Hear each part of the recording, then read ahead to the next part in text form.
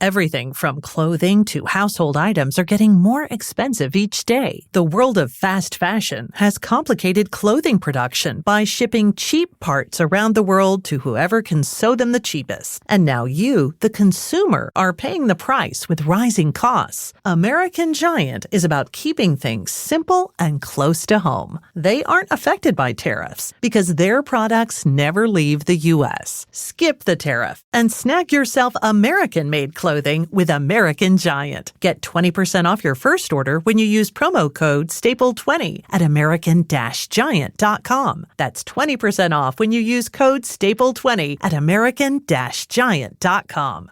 All right, before we go to our next interview, and that is going to be my interviewing Todd Bensman. I pre-taped that today down on the border. He literally had just stepped back into the U.S. from Mexico. It's a powerful interview. It's things that you are not going to hear on corporate media. He really broke some news today, so you do not want to miss this, folks. I want you to stay tuned for it. We pre-recorded it, and then we're going to talk about the real estate market, where that's going, decisions by Warren Buffett, and a few other things. Now, before we go to Todd Bensman, again, it's a little graphic. Okay, it's a little graphic, but I want you to, again, I'm showing this to you guys because I want you to be aware of your surroundings at all time. This crazy guy, when was this? This was Lafayette, Indiana. I've spoken in Lafayette, Indiana. This was back in December of 2024. Look at this. This guy walks into a laundromat and he kills these people. That's it.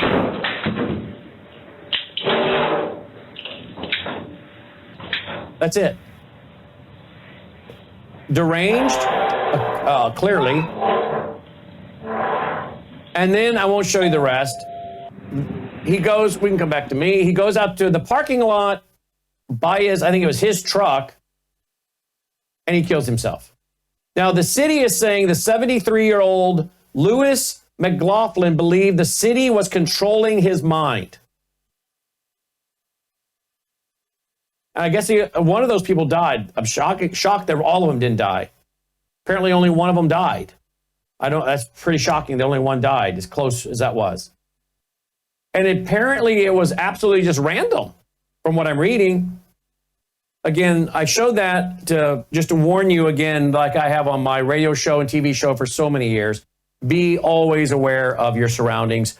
Do not sit, in my opinion, do not sit where someone can come in a door or come at you without you having at least some advance warning to see they're coming.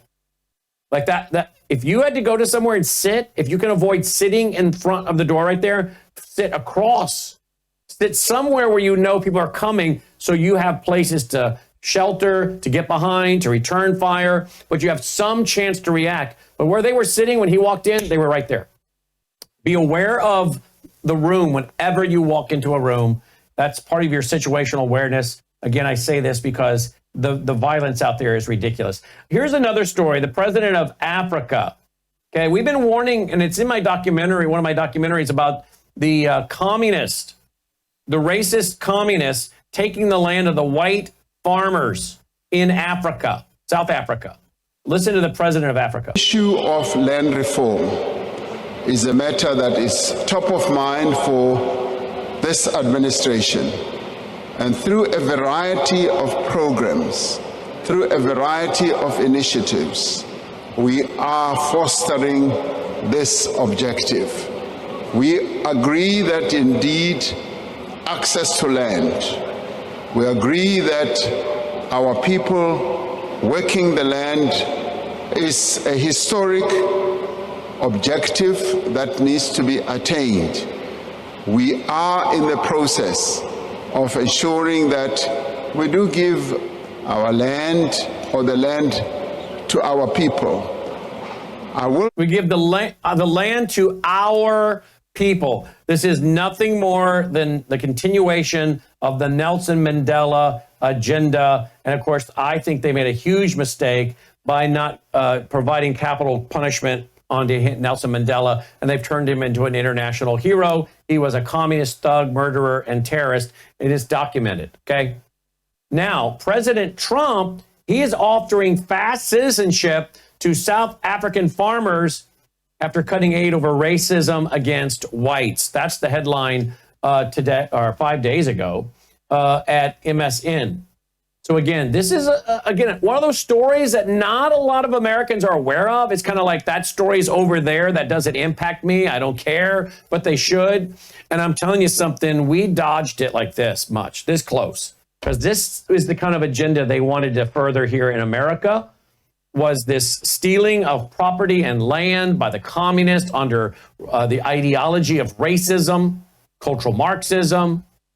But again, pray for the people of South Africa. Pray for the Christians in Syria. Many white farmers who've been, their families for 100 plus more years, hundreds of years, been farming the land. And we went into great detail in one of my documentaries on torturing them, filming it, killing them, and then laying a body on their dead bodies to mark that they've killed a Christian and a capitalist. But see, the communists believe that the source of all suffering and oppression, as I've said for so many years now, they believe that the source of all suffering and oppression is Christianity and capitalism. Pray for those farmers of South Africa. President Trump giving them fast-track citizenship to come to America and canceling aid over racism against whites. Thank you, President Trump. All right, let's go to this pre-recorded interview I did just about a couple hours ago, about 2 hours ago, with Todd Bensman, who just stepped back over into the United States of America. Texted me as he was walking back in to the country to record this. Watch this.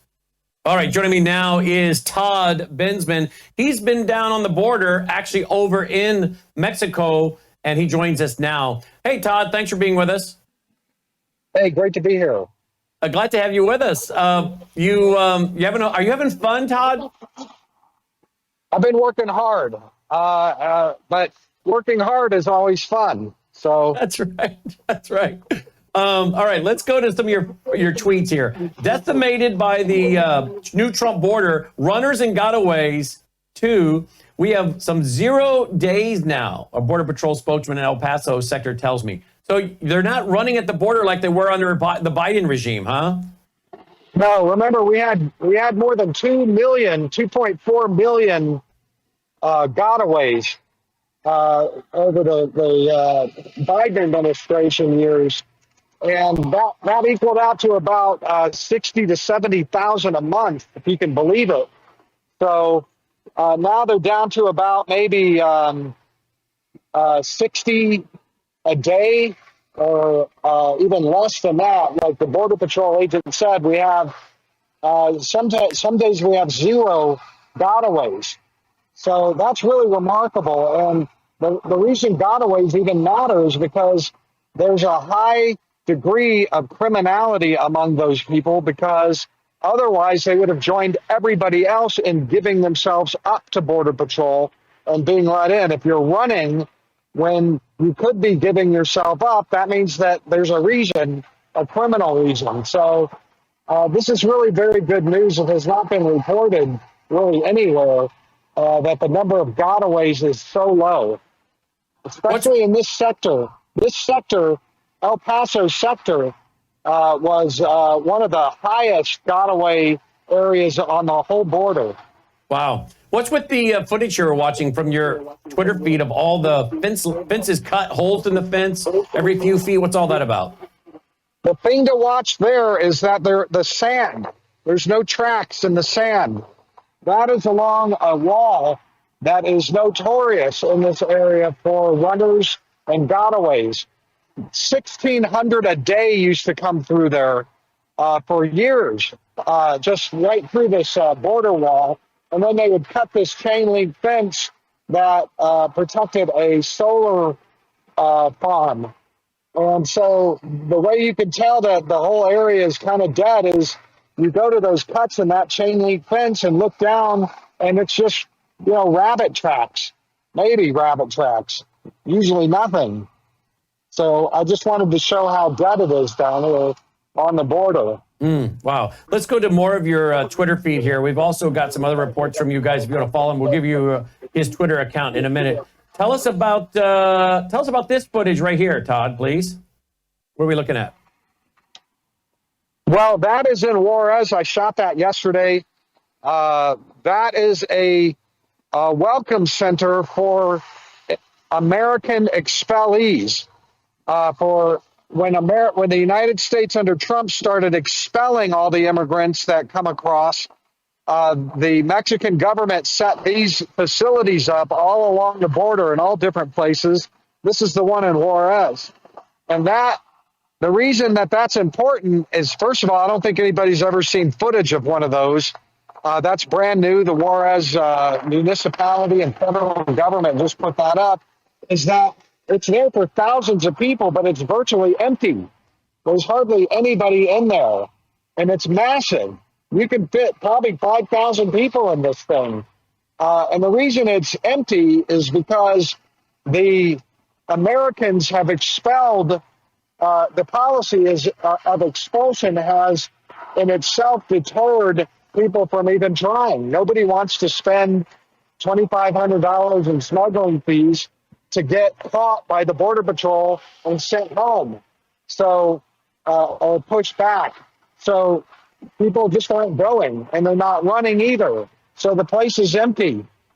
And that's a good news story. I was going to say, that's good news, right? That's good news. It's a good news story. Yes. Yep. All right. Let's see. All right. Let's go to this one. Tell me about this one here, please, Todd. So those are Mexican soldiers in Juarez. And remember, Trump said 25% tariffs unless you put 10,000 troops out, 10,000 more troops out to start cutting the flow of fentanyl. And what they're supposed to be doing is checking all those cars at the ports, cars and trucks. And I didn't see any evidence that they were checking any cars or any trucks on 3 different ports of entry. And so I'm just filming them not doing anything and pointing it out that, hey, these guys are supposed to be tossing all these cars and trucks for fentanyl. And that right there is a part of the runner got-away fencing that I was at the other day. That's also a big smuggling area for drugs. To the extent that they're going to be shipping drugs through there, I didn't see one single Mexican soldier anywhere on that fence line. That fence line is an insane area for smuggling. You would have thought that they would have Humvees every 50 yards on that thing, but there was nothing there at all. I flew my drone. I was on the American side. I was on the Mexican side of it, checking, looking for any evidence of, sorry, there's a strong wind trying to blow my phone down here. Didn't see any evidence of Mexican troop involvement down there. Not one. That's a problem. Okay, so that's not a good news story. That's a bad news story. So are you telling me that the drug smuggling and the fentanyl is still continuing? I think that we don't really know because we don't have the seizure data yet. It's early, but my guess would be that if they are hampering the flow of fentanyl, it would be somewhere in the deep interior of Mexico. I'm not seeing it at the ports of entry where everybody says, well, most fentanyl comes through the ports of entry. So you should have, 1,000 soldiers checking every single vehicle looking for fentanyl coming through. And it doesn't look like they're doing anything at all special. Now, I point that out because that's important because in the days after Trump threatened the tariffs, and they put these soldiers out, the soldiers invited American media to embed with them. And those American media were filming those guys tossing every single vehicle, going inside, pulling all the clothes out and the children's toys looking for fentanyl. And this is what happens when there's no cameras around. Just saying. So does this mean that President Trump said, look, I want you to put your troops down there checking for fentanyl, and if you don't do this, they're going to raise your tariffs, but you're saying they're not doing it. You think President Trump knows this? Probably not. Probably not. But I don't know. And, on the tweet that I sent out, or the X, what do you call that? X, yeah. I said with a question mark, maybe it should be a 75% tariff. Wow. So we'll see. I mean, I think they're doing things in the interior that are good, counter anti-fentanyl. There's some evidence that they are raiding some labs in Culiacan, Mexico, and putting the pressure on further in. But they should also be, securing the fentanyl as it crosses into our country at these ports of entry, especially a place like Juarez, which is high traffic, heavy commercial traffic, 3 or 4 different bridges and a railroad bridge and everything. So,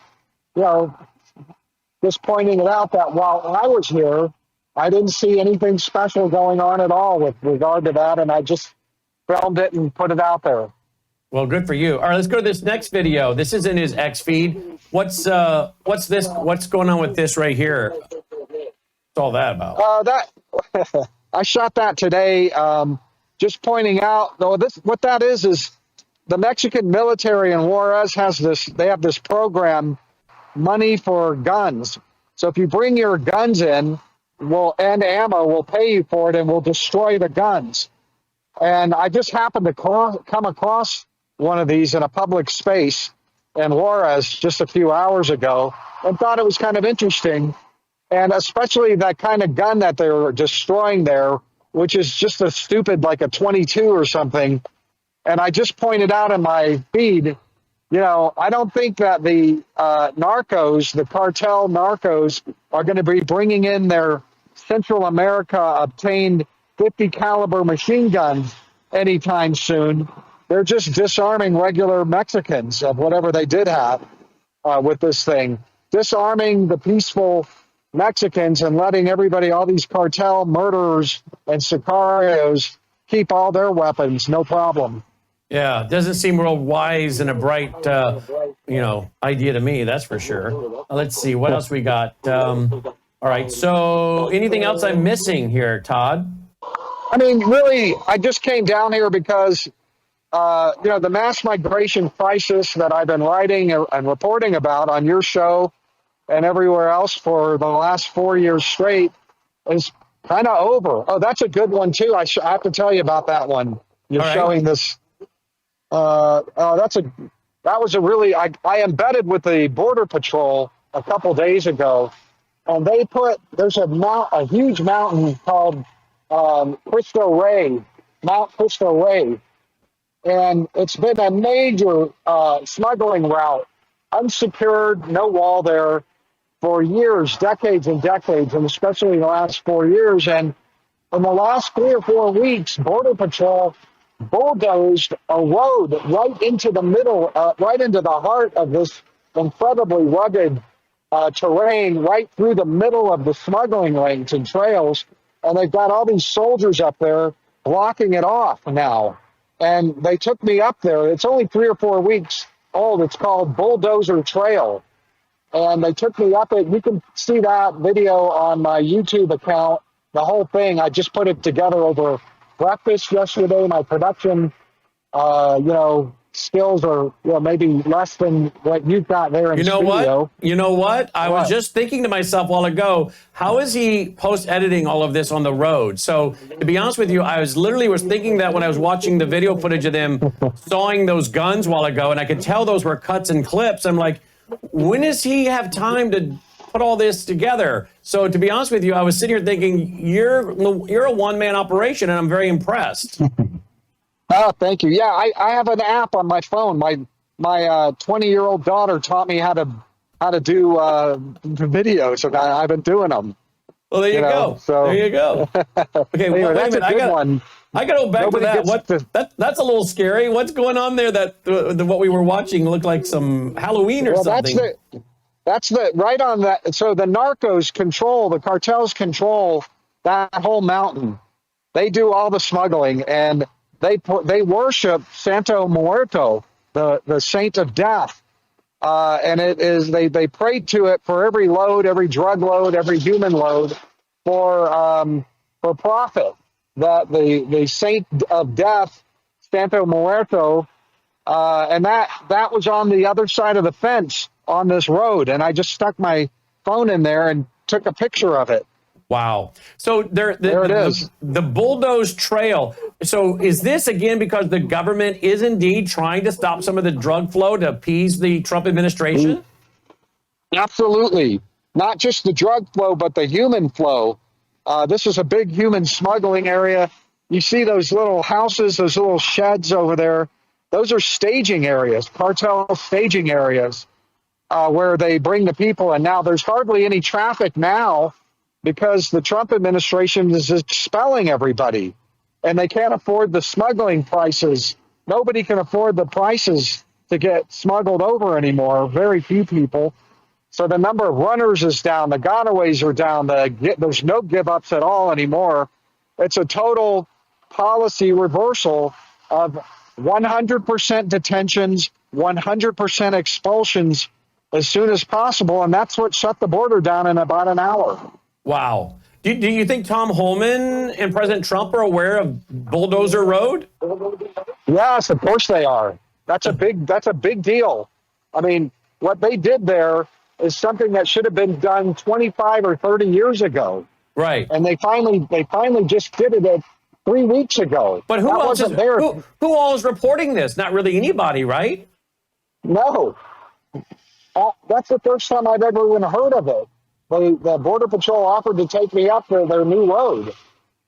So, I said, yeah, what you're seeing in my video is something very few Americans will ever see. It's a restricted area. You can't go up there unless you're embedded with Border Patrol. And by the way, that's the first time that I've had cooperation from Border Patrol in 4 years.